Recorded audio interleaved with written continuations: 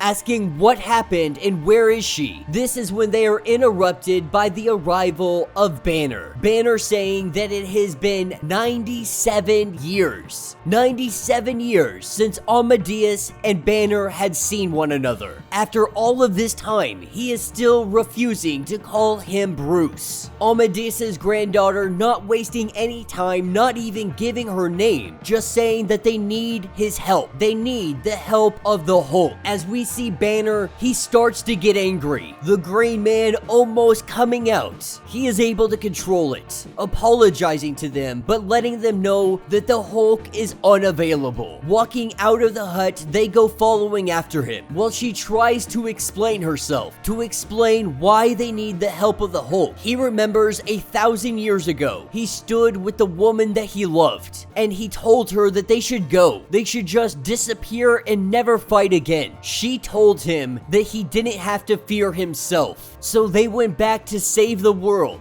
And that ended with her dying, along with thousands of others, gone in an instant when Crown City had fallen. With Amadeus's granddaughter going on to say that there is an evil priestess. She is killing green-skinned individuals, all except for the little one she is kidnapping. Banner not sure how he could possibly help. She lets him know that he is the strongest of all of them. Banner saying that it is the same thing generation after generation. People don't really want to make things better. They just want to make things worse for the people that they hate. That's all they truly want from the Hulk, is for him to punish their enemies. While she says that she just wants to save her brother, he doesn't fully believe this. She lets Banner know that she carries his curse, but all it gives her is the strength to endure. He has all the strength in the world. He could change things in an instant, but he is choosing not to. With Banner getting angry, letting them know that they need to go, she says fine, that they are gonna go find She-Hulk, that she has had 1,000 years, and though even Banner says no, Cho's granddaughter believes that she can make up her own mind. This is where we see the Green Man come out, letting them know that if they keep pushing, all of them will die. But she looks at Bruce, and she lets him know, even in his hulked out state, that at this point, you are already dead, so what could you be scared of? This is where we see the Hulk walk away, walking directly into the lava, and disappearing. That is what takes us over to Sky City. They have gotten a message from Amadeus. He is insisting to speak with Jen, but they say that this cannot happen unless they want Sky City to smash into the fallen world below. Jen can never be disturbed. And what we see is Jen hooked up to a whole bunch of wires sitting on some kind of seat strapped down to it. By all appearances, they are using She-Hulk to keep this city afloat.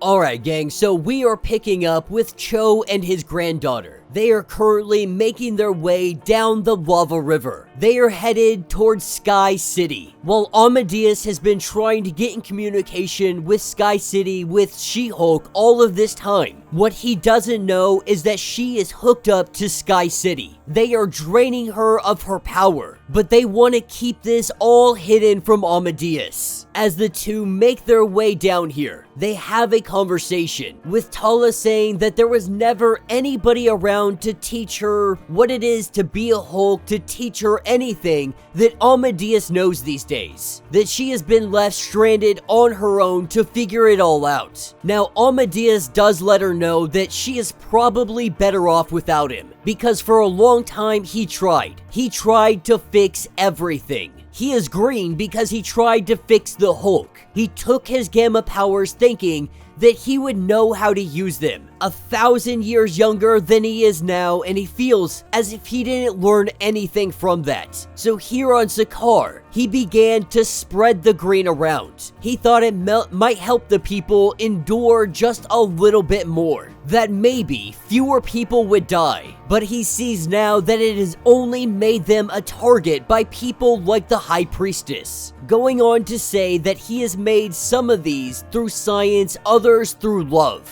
But Cho is in fact his true granddaughter. This is when Tala says that Cho has never asked for her name, but he doesn't want to know. He has so many names that he has remembered, those that he has loved and lost. He refuses to add another name to that list. This is when they get attacked by a sentinel. Catching them by surprise, it comes in from the air. Grabbing hold of Cho, it is about ready to skin him alive. But that is when Korg comes in with his battle axe and he lays this sentinel down. As they hop on the beast and they head off to Sky City, we learn that Korg is out here just trying to help anybody that needs saving. He saves them and brings them to Sky City. Landing in Sky City, Amadeus immediately goes to talk to She-Hulk. What he finds is her hooked up to this contraption. She has been hooked up here for 83 years. And while the people, they try to say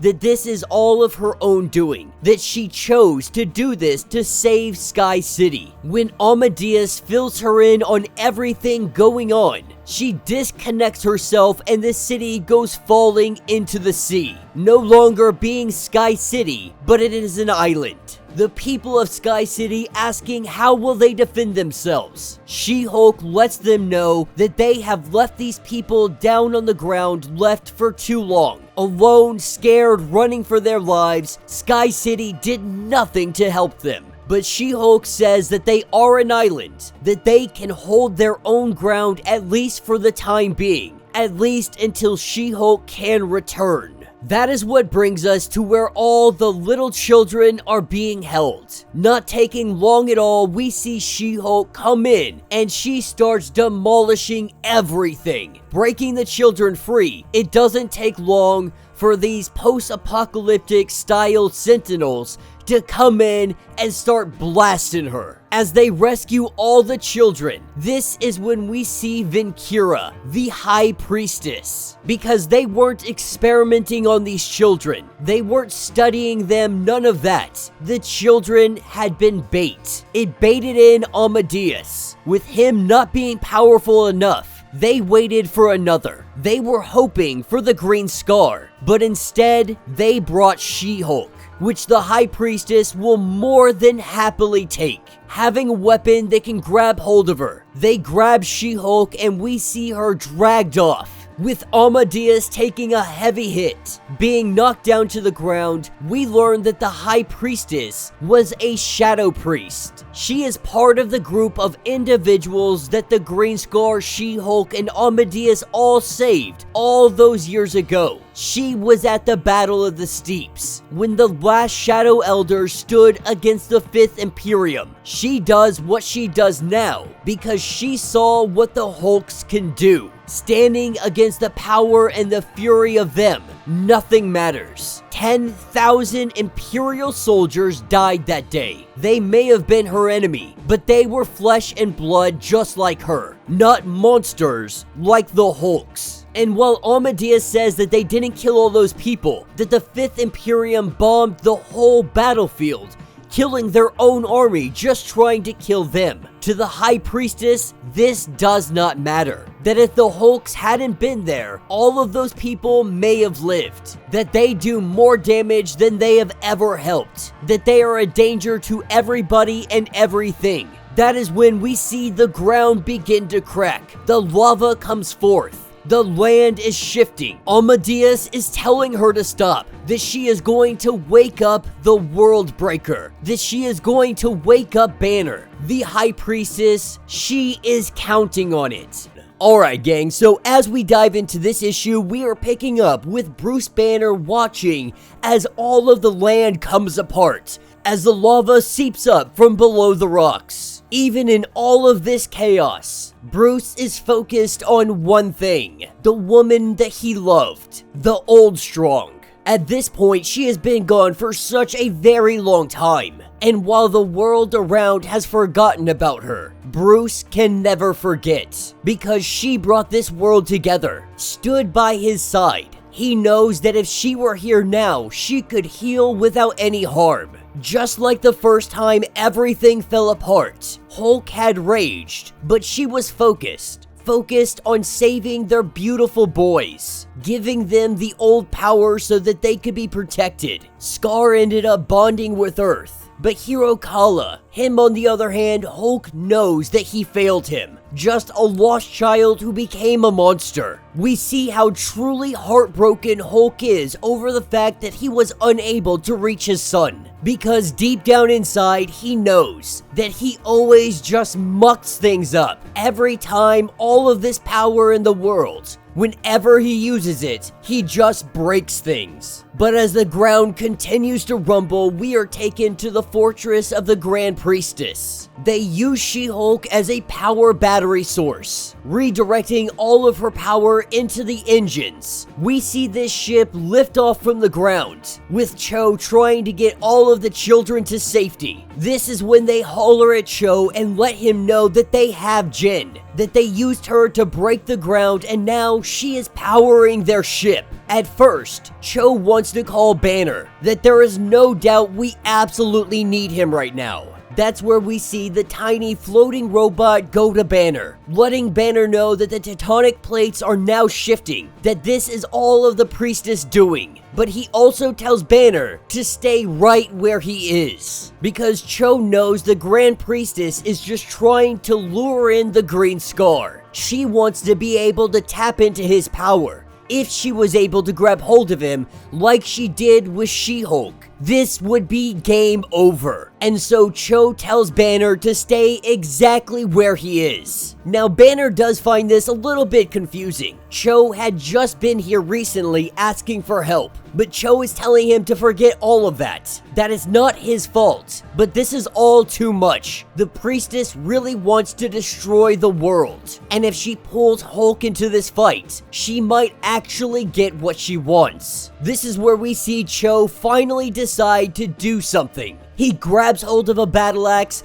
and he jumps up to try and save Jen. Being able to break her free, the ship has already made its way into the sky. The world is still breaking, and everybody that was left behind, they are running. They are terrified. They don't know what to do because all they know is that the prophecies that the green people would bring ruin to this world are now coming true. This is where we see a boat coming down to rescue as many people as possible. And so they take everybody to the floating city. They told all neighboring settlements that they could come here, that they could save everybody here. But now they just have to figure out how they're gonna get the city to float again. That is where Cho steps into play. Cho going into that room where She-Hulk was once contained, sitting in the chair, hooking him up to the city. His granddaughter tries to let him know that this is a bad idea, but they have no other option. They have to save as many people as possible. And so hooking him up to the power source, we see the city, it begins to go up. But Joe is in a very weak state. He doesn't have enough energy to be able to keep this city floating. His granddaughter Talia seeing this, with She-Hulk also coming in saying that she will take her spot back.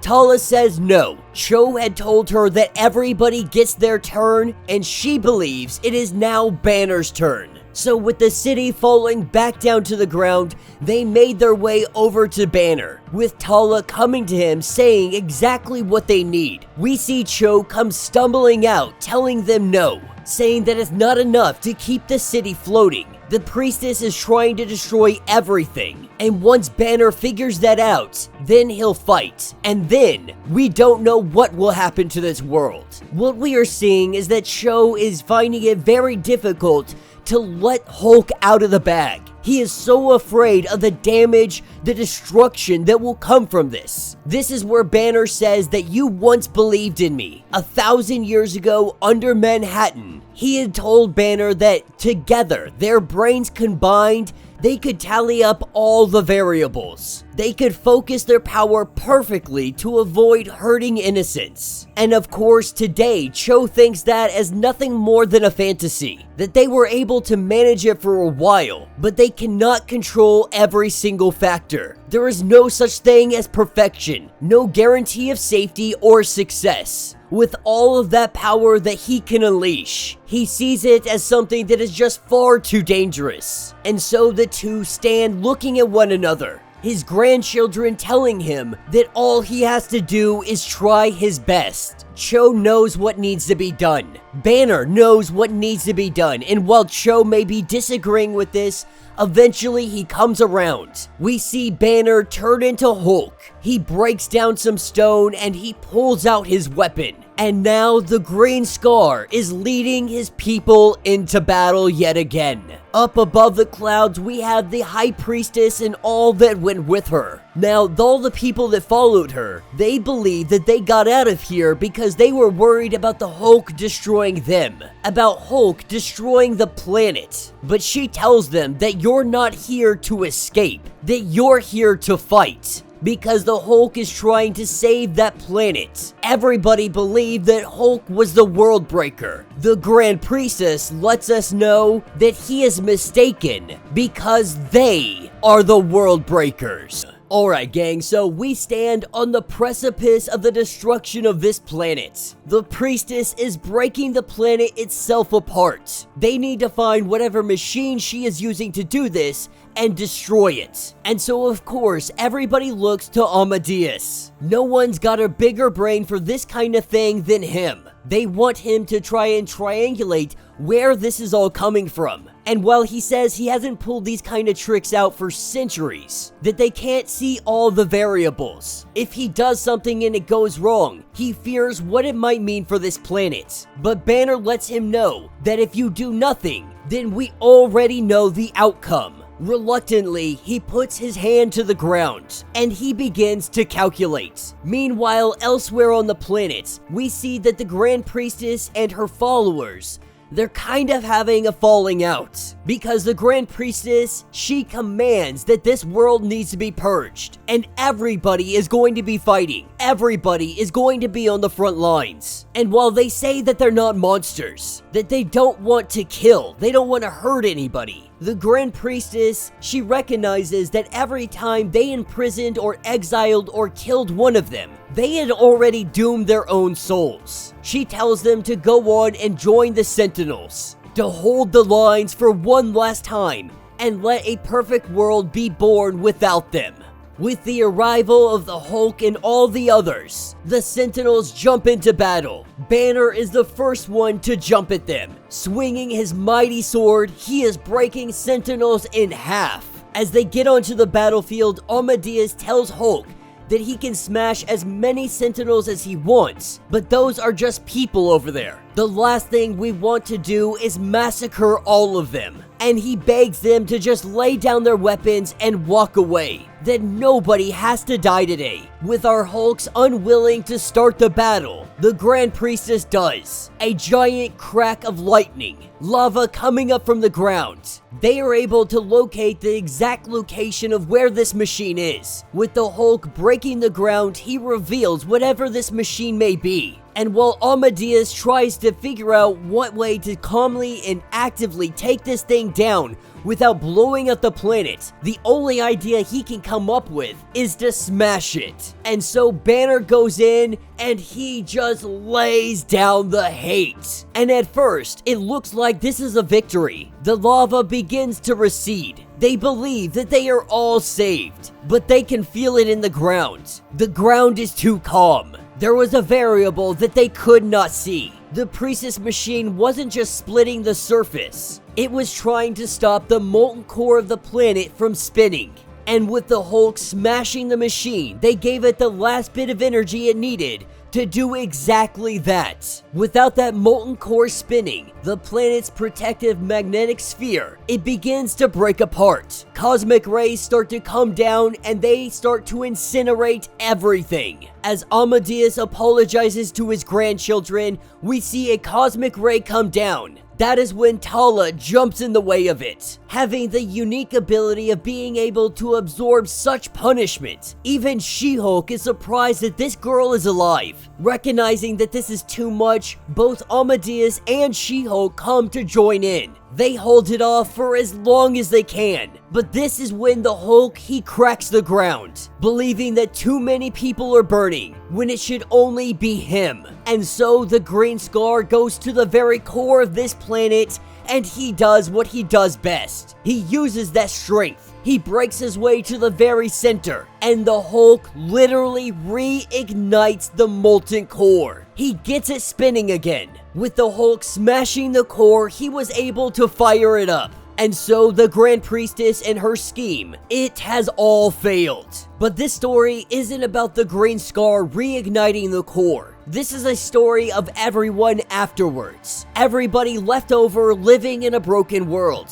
One that is continuously shattered and reborn. They make mistakes every day, but they always look for another reason to try again. Our story leaving us off with Banner and Amadeus looking at the destruction of planets, but looking on this planet and knowing that today it has been saved. And that will be the end of this issue. So let me know what you guys think down in the comments. If I'm being honest, I was very disappointed with this series. Not as much as I was with Spider-Man. Not to say that this wasn't a good story, it just kind of felt bland. If we're gonna compare it to what came first, if we compare it to Planet Hulk, this continuation, it really just felt more like a money grab. An opportunity to continue the Planet Hulk story, but without the emotional impact of the first story. And I guess that's kind of what you get with sequels. Sometimes the sequel just isn't good. You get that rare occasion where the sequel just blows your mind and you could say that it's better than the first. But that is such a rarity. And I think this comic is no exception to that rule. I would say that the sequel is really just mediocre at best. It's cool to see that 1,000 years in the future, we still have this society that is out here. We still have Planet Hulk. We still have Sakaar. But really, more than anything, it's just sad. It's sad to see that in 1,000 years, Banner is still lonely. Everybody is separated. Everybody is scattered. This planet is devastated day in and day out. But a war was prevented. And I think that was the goal of Amadeus the entire time. Prevent the war and save as many people as possible, even if they are your enemy. But this is definitely not a story that I'll probably ever pick up and read again. To be honest, I'll probably forget about it in about 6 months. It's just not memorable. It didn't have a huge impact. The artwork was enjoyable. It was cool to see some of it, but some of the artwork was a little silly as well. But let me know your thoughts. Let me know your theories. If you would like to get completely caught up on everything going on with Planet Hulk, be sure to check out the link in my description as well as the top of this video. It will get you completely caught up on everything going on with this series. If you would like to support the channel, you can always do so by joining the channel membership. Much like Patreon, having multiple different tiers, from $1 to $50, from loyalty badges to getting comics every single month. Not only does this help out the channel tremendously, but you are getting tons of perks in the process. If you are unable to do that, do me a favor, subscribe to the channel, like this video, hit that notification bell, and with that being said, until the next breakdown.